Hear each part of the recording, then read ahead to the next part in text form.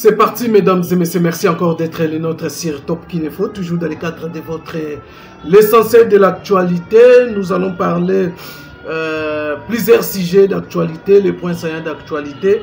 Rencontre Mounene et Outiko Salama et Union Sacrée.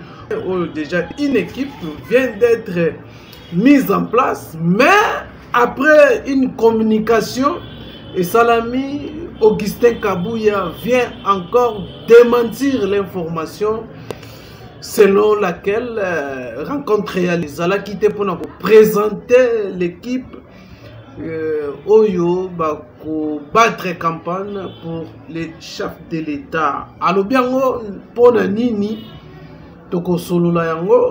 Deuxième point, Franck Dionga a déposé sa candidature aujourd'hui dans Seni, Bokolanda, Baimage, déclaration naie na population ba militant na o ba accompagnant qui est na Seni Oyo a déposé candidature naie. Les évêques ont rencontré Mosso, polémique ba kuta na Mosso pona nini pokoyeba yango. Chole asali rétropédalage na ba propos na ye aloba boyebi ba propos nini ya aloba dans l'émission. Martin Fayoul appelle les Congolais le 30 septembre devant son siège du parti d'enseignement pour la meeting. Il y a Mounene pour fixer l'opinion. Est-ce que Martin Fayoul a déposé candidature? Nous avons suivi tous communication à Salaki. Mais il n'a pas dit un mot sur... Il n'a pas placé un mot sur sa candidature. Après la réaction, les Congolais ont été surtout les Congolais ont dit si vraiment il va déposer sa candidature, l'adresse wana ya annoncé. Mais Abeti Masolo en a été. Mais tout le monde qui va vidéo a décidé. Parce qu'on sensibiliser déjà la population pour le dépôt de la candidature. Il y a Martin Fayoul, il y a Kaboula toujours. Les membres, il y a décidé Kaboula qui bango. Est-ce que Martin Fayoul, après la pression, après le conseil à battre, Martin Fayoul, tu ne peux pas déposer, sinon tu vas cracher combat na yo Salaki. Alors que de déposer, tu vas déposer. Tu vas mettre ma solo. Voilà la situation, il y a César ou les Kandengeni. Parmi les actualités. Voilà, mesdames et messieurs, bienvenue encore une fois de plus sur Top Kin Info.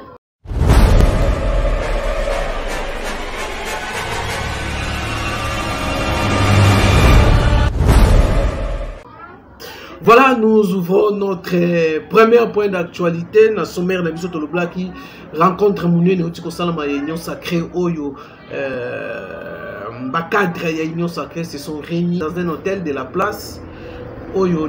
Union Sacrée a Outiko Bimsa équipe Oyo et coordonner la campagne du chef de l'État Félix Tshisekedi. Le 19 novembre, c'est le début, parce que le début à campagne. Voilà.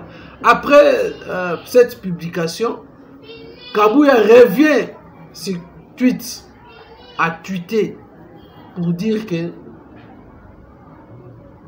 Aye a corrigé une erreur de communication et de compréhension. Donc selon Kabouya, la presse a mal communiqué et a mal compris l'équipe Oyo Bakombo Bango Batangi.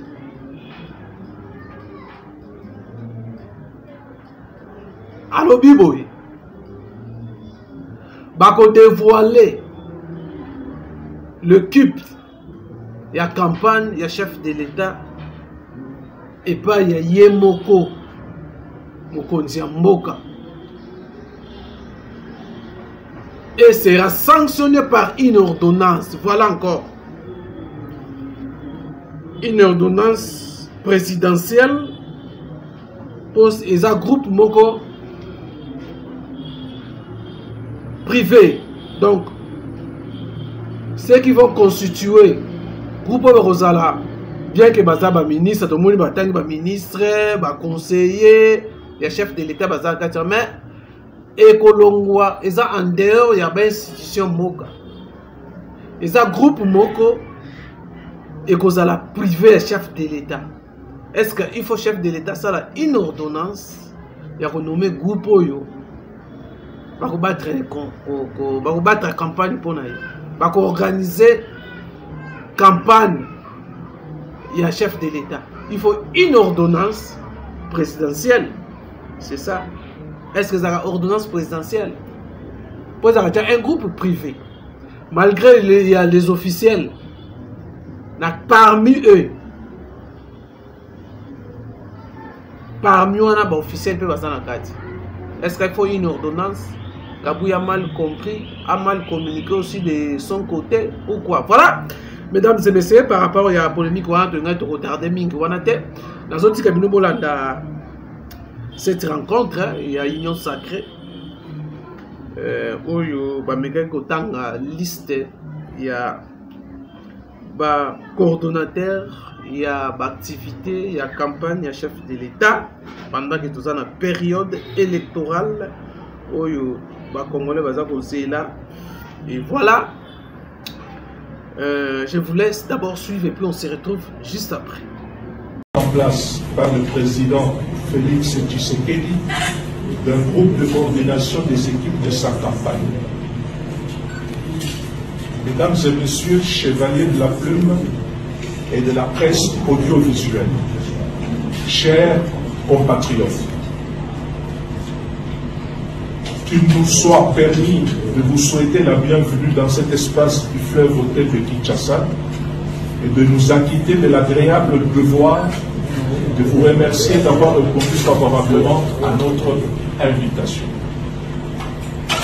Mesdames et messieurs, d'aucuns se posent la question, voire spéculent, quant à l'organisation des prochaines élections dans notre pays. Cette interrogation et ces doutes puisent certainement leurs sources dans les profondeurs de l'histoire de la République démocratique du Congo, car depuis son indépendance, conquise en 1960, c'est seulement en 2018 que notre pays a vécu pour la première fois une... Voilà, mesdames et messieurs, vous avez suivi vous-même comment la réunion ou cette rencontre a eu démenti la communication et mal compréhension selon Augustin Kabouya à travers tweet nae ou à l'opique. La presse a mal compris, la presse a mal communiqué par rapport à savoir. Voilà, je vous ai donné quand même les éléments. Il y a tweet nae ndenga lobby et Bolandi aussi binomoko la vidéo oyo il y a cette rencontre. Voilà, mesdames et messieurs, deuxième point, Franck Diongo a déposé sa candidature accompagné de ses militants.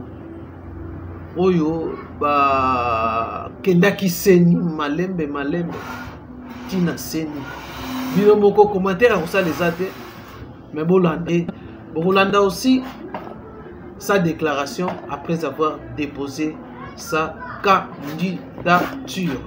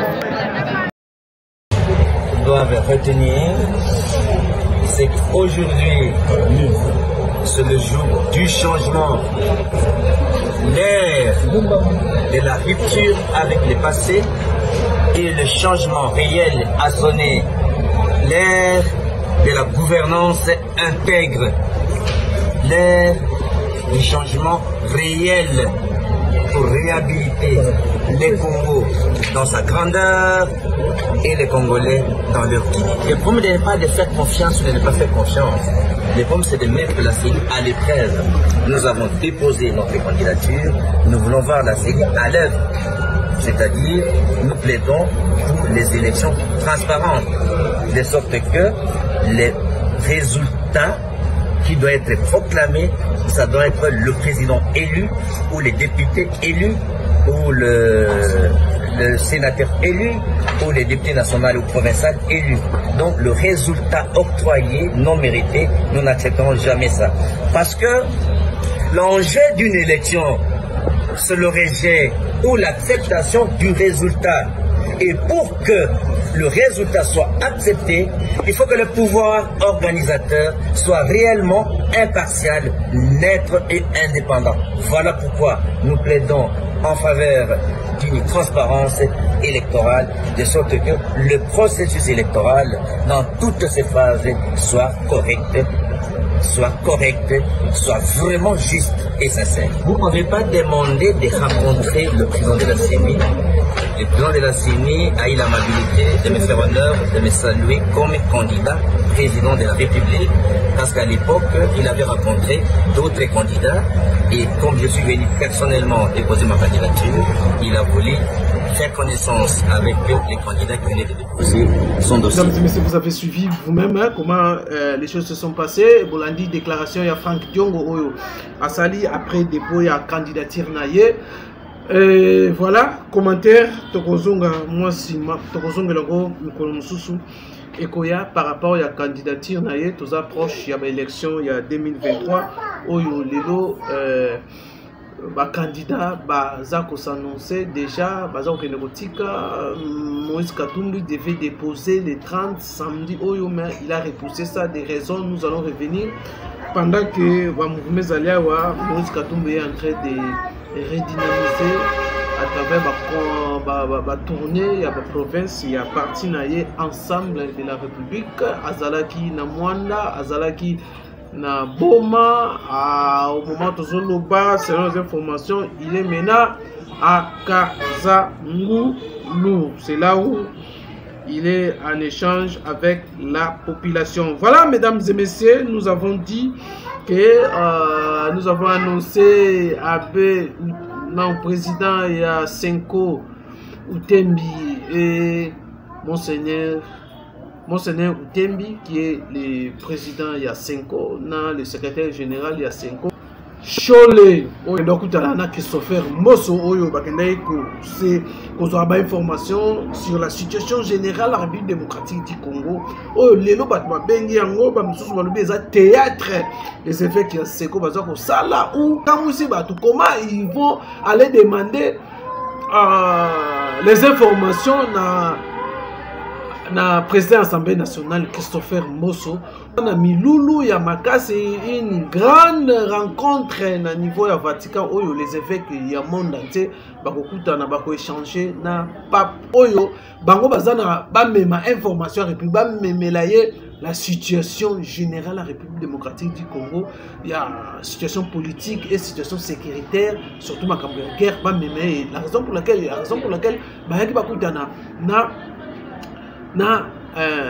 président de l'Assemblée nationale. À la veille de son voyage à Rome, le président Lassenko qui va pour représenter la RDC au synode qui va réunir les représentants des évêques du monde entier.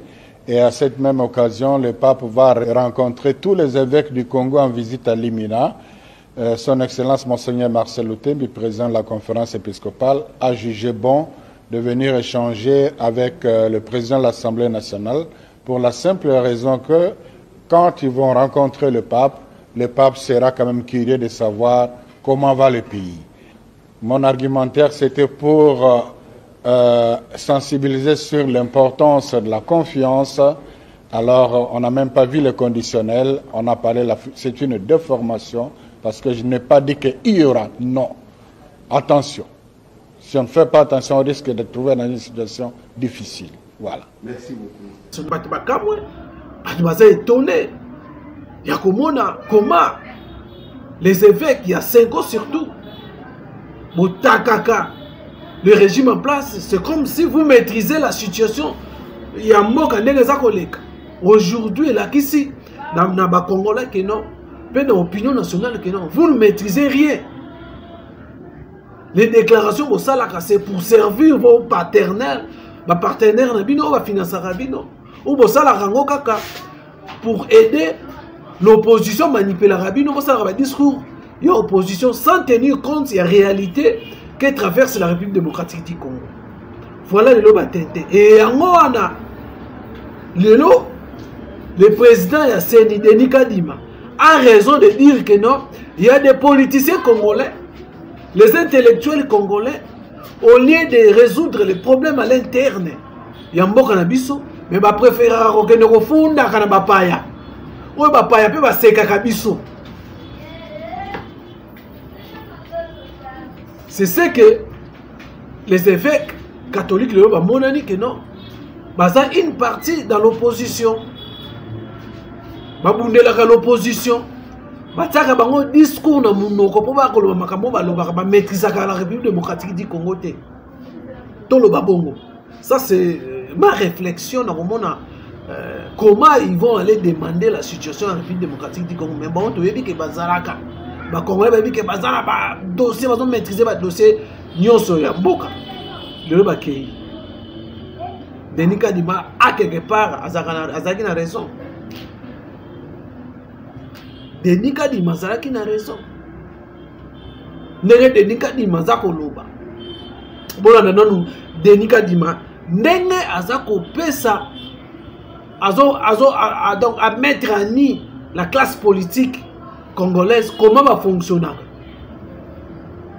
par rapport à partenaire ya Congo na Libanda, comment va kendaka koteka, comment va kendaka ko dévoiler balakisaka faiblesse ya ba politique, ya ba politicien congolais, ya ba dirigeant congolais. Bon, la réponse se retrouve juste après. Namona batumsusu bakomisa élection neti en fait bakomisa échec électoral neti nde raison d'être na bango, c'est-à-dire organisation nae pour dans structure nae ONG nae pour épesa parfois même confession religieuse pour épesa il faut élection il est bien pour comme ça à continuer à développer un projet bakatake balar heureusement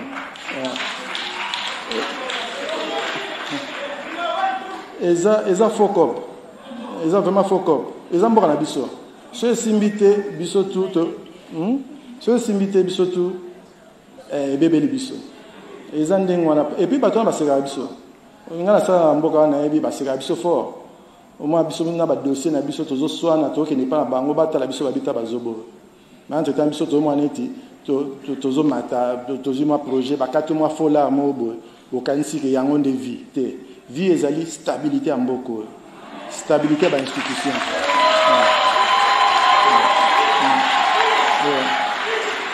il faut entrer côté bango les andengwana aux amboka na biso muto d'ailleurs bango mingi ba séparation ezo simbate ceux qui sont faibles, ils ont attaqué biso.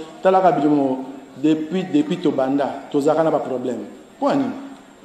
Il faut que nous contribuer à la solution. Élection, il faut la solution. Ce qui est invité, c'est la 2028. Bah, besoin quitter en 2018. Bah, il que 2023 il y a occasion à siko ba ko rapper longa. Ezambo kana biso boko sana loko na te. Ba o dribbler biso ba ko sa biso tozo ndima to na ba dossier pa pamba. To senga bala to ba ke simba kite te. Ce qui simbi et simbi. Ce qui simbi te boko lo ba ngopé. Mais bo ba ka te simbi te alors que simba ki. Hein? Donc en tout cas boko nga bien ça. Il faut tout le patriotisme. Il faut tout le soniko. Je suis ne pas battre. Tout le monde dignité, fierté. Bon, merci beaucoup. Voilà, mesdames et messieurs. Boyoki. Denis Kadima. Réalité de Denis Kadima. C'est ça. Bambong Basala. Tant que nous avons un rapport contre le régime, est-ce que nous maîtrisons les rouages politiques, les méandres politiques? Tout ça, na bénéfice à tout le monde. Pour tout ça, pour contrer le régime en place. Non? Maintenant, nous sommes dans la période où nous avons besoin de déposer ma candidature. C'est comme une société civile, va défendre aussi faible. Il faut aligner aussi leurs candidats. Il faut aligner aussi leurs candidats président de la République. Parce que les candidats dans Bango, les gens ne sont pas Yamboso. Où ils ont démontré que Bango a niqué, non? Ils maîtrisent le côté. Ils ont la mission. Mais utiliser bango pour baza quand même na audience baza quand même na bateau ba yoka kabango ba yoka bango donc ba kota na lokuta ya l'opposition. Voilà mesdames et messieurs, Olandi bino moko de Denis Kadima a raison quand même. Comment les politiciens ba kendaka aussi sa valeur na bango parce que ko auto fragiliser bango moko. Yango les occidentaux bango ne l'Arabie so. Il y a manipuler la classe politique. Bon, lui, il est intellectuel, mais incapable de résoudre les problèmes internes, de trouver solution. Il faut aller chercher ailleurs, à l'extérieur, pour solutionner. Voilà comment tu as toujours les francs courbés devant les Occidentaux. Voilà l'Occident, à ça qu'on continue à manipuler les Congolais en général, les Africains. Voilà, mesdames et messieurs, c'est les comportements, il y a des terres politiques en Bokanabiso. Sans, il y a des responsables en moté. Donc, les lois de Tolobaka, la République démocratique du Congo, nous avons un problème d'homme. Nous avons un problème d'homme, c'est vrai. Nous avons un problème d'homme. Il faut une nouvelle classe politique. Il faut une nouvelle classe politique. Voilà, mesdames et messieurs, ça c'était le point. Il y a un bureau Christopher Mosso va enquérir dans la situation générale en République démocratique du Congo. Nous allons prendre un autre point. Le Cholet Oyo Aotiko Sala rétro-pédalage. Il y a un propos naïe, Oyo Alubaki, que non, à la lieu où les choses sont okende. À la lieu où c'est une ouverture. Pour passer à l'audit, mon citoyen ou mon bengaki.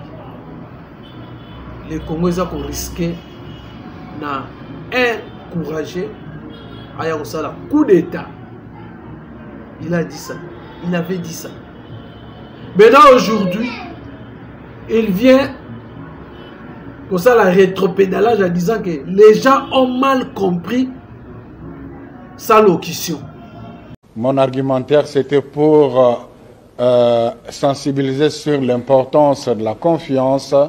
Alors, on n'a même pas vu le conditionnel. On a parlé, c'est une déformation, parce que je n'ai pas dit qu'il y aura. Non. Attention. Si on ne fait pas attention, on risque de trouver dans une situation difficile. Voilà. Merci beaucoup. Bato bake au-delà ya pensée na ye. Maloba loba ki les gens bazui yango na angle mususu. Wana abesholi. Abesholi mutalobi. Alobi ya loba ki na nde alobi a évoqué ki te que non pour inciter les Congolais coup d'état ça na mboka na biso. Alobi aloba ki yango te. Les gens bakei au-delà. Il y a pensé na ye na idée na ye oya bana ekoloba. Rétropédalage. Qu'est-ce qui a fait que Lelo Monseigneur Chole, secrétaire ya Senko, aya commis tout bela. Va comprendre nini. Va comprendre nini. Voilà, mesdames et messieurs. Toujours nous allons, je crois que nous sommes déjà presque, nous sommes à la fin. Nous allons parler dans dossier à Estelle, la République démocratique du Congo, la situation qui se passe au niveau à l'Est. Je crois que l'ultimatum est là qui maintenant les FARDC va continuer en musique pour instaurer, imposer l'autorité de l'État à l'Est de la République démocratique du Congo. Selon les informations de notre possession, il y a des avancées significatives dans le Minitio et au Bunaga, Nande et Kokiko tomber dans les heures qui suivent. L'armée va continuer à une stratégie pour récupérer Bunagana et de l'autre côté, les patrons M23 ont toujours Bertrand Bissimoa Azako Senga dialogue Yepekuna selon société civile Bazako renforcer la force Nabango pour contrecarrer les actions via FARDC. Et je crois la détermination FARDC totale semaine aussi là. Ce que semaine aussi là. Ce que vous n'avez pas la récupérer. Total à Oezako Salam. Et il y a un devoir de réserve à un niveau armé. Boy ko pesa les informations. Il y a ma kamboza koleka na front kuna. Et pendant que côté à Bunagana, dans Ruchuru, dans Nirangongo, quelques territoires récupérés par les FARDC, il y a les zones tampons où Ouganda est contrôlée. Selon les informations de la société civile, ils ont dénoncé qu'ils ont bloqué les Congolais, les habitants à Est, que ça a bloqué. Selon ils ont poussé, violé, poussé, bordure. Il y a frontière na bango ba annexé. Selon la société civile, mais il y a pas eu, nous attendons une déclaration officielle même au niveau de Ouganda. Tout ça c'est la déclaration officielle et ça la Makambouana même du côté de notre gouvernement des fois à dénoncer ce que ça vrai, ce que ça faux. Voilà, mesdames et messieurs, situation il y a les cas de notre manqué par rapport à ça. Et puis pour terminer, Martin Fayoul, vous savez que Martin Fayoul avait fait un message dans les Congolais, puis une opinion internationale par rapport à la situation générale de la République démocratique du Congo. Aussitôt que pendant que les Congolais attendaient, Bayoka Namunokonae a glissé, a placé mon sur dépôt de candidature dans le 7 à l'Obi en côté. Mais à Bengsi, tous les 30 septembre, Martin Fayoul a Kolobanini. Martin Fayoul a aucun candidature, candidature, était beaucoup, PC, conseil, lobby, a risqué aucun dans le processus électoral. Il y a des irrégularités, il y a des fichiers électoraux, ils ont corrompu, à déposer encore candidature pendant que Albaki a fait sa condition. Condition va prendre en compte est-ce que c'est commis correct fichier réclamé fichier est commis à solo fichier à solo alors aucun négotique candidature Il y a eu beaucoup de gens qui ont écrit à Martin Fayou, Bolanda qui peut même na allocution de Lubaki, est-ce que le 30 septembre, comme a bien cible, la population congolaise défend son siège pour adresser un message. Message à Mozanine. Il y a boycotter, il y a boycotter ou il y a déposer candidature. Voilà, mesdames et messieurs, nous allons revenir prochainement dans le numéro nous sous dans le sujet belé. Il y a un mot qu'on a biso, il faut être sujet il y a confiance dans l'Assemblée provinciale, il y a Kinshasa Awa, pour suspendre quelques ministres, il y a Senga qui va suspendre Bango, Batelemeli Godem pour il y a 130 millions et Kei Kakaboyi, vu la Kinshasa Defa et ça les l'autre côté, Batuna te. Godem pour peut batuna mais yo bandaki na Argentine ngobila. Pourquoi pas bosali pression na Argentine ngobila? Bokiti na ba ministre. Ozokomi kolela ba gouverneur akoya après 2024. Akokuta nyonga ko travailler ndenge nini. Voilà, mesdames et messieurs, nous allons revenir prochainement avec ce sujet. Et quant à moi, je vous dis merci d'avoir sur vos abonnez-vous massivement, partagez notre vidéo, aimez, likez, ndenge balobaka, n'anglais, likez. Alors, portez-vous bien, mesdames et messieurs, ça dépend de l'heure à laquelle vous allez suivre cette émission. Merci d'avoir sur prochainement dans le numéro Moussoussou. Bye bye.